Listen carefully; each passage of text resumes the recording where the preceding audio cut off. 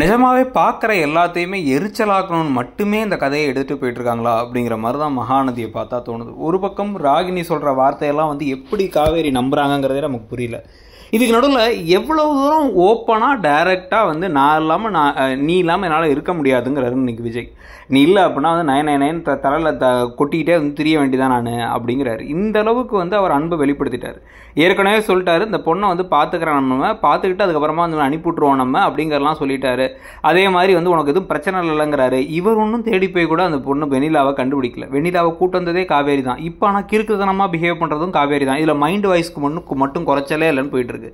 இதில் இன்றைக்கெலாம் பார்த்தீங்கன்னா அந்த கண்ணை கலைமானை பாட்டை நீ ஒரு தடவை பாடிக்காமின்னு ஒரு கிண்டலாக சொன்ன உடனே அவர் வம்பிழுத்து ஜாலியாக பேசணும்னு பேசினா இவங்க என்ன சொல்கிறாங்க அப்படின்னா டக்குன்னு கோவமாகி, ஏன் வெண்ணிலா நல்லா பாடுவாளா, வாய்ஸ் நல்லா இருக்குமா, வெண்ணிலா உங்களை நல்லா பார்த்துப்பா அப்படி இப்படின்னு பேசிகிட்டு இருக்காங்க.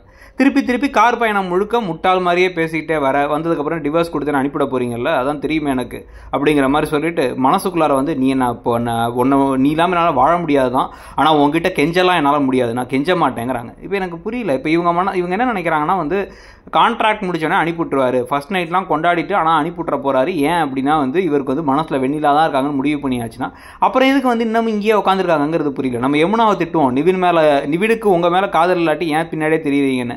ஆனால் இப்போ காவேரியை பொறுத்த வரைக்கும் விஜய் மனசில் காவேரி இல்லை, ஆனால் இங்கே உட்காந்தே இருக்காங்க. ஏன்னா கேட்டால் கான்ட்ராக்டுக்காக உட்காந்துருக்காங்கன்னு கொண்டு போகிறதுலாம் ஒரு பக்கம் எரிச்சலாக வருது. இதுக்கு நடுவில் குமரன் கங்காவை பார்க்க சந்தோஷமாக இருக்குது. அவங்களுக்கு தனி ரூம் ஏற்பாடு பண்ண போகிறாங்க. ஸோ அதில் நடக்க போகிற விஷயங்கள் என்னங்கிறத பார்க்கலாம். இதுக்கு நடுவில் காவேரியை விஜய் வேற இன்னும் வெறுப்பேற்றுறதுக்காக டிவோர்ஸ் தான் நம்ப வைக்க போகிறாரு. இவங்க வீட்டை விட்டு ஓடி போகிறாங்களாங்கிறத பார்க்கலாம். நீங்கள் நினைக்கிறீங்க?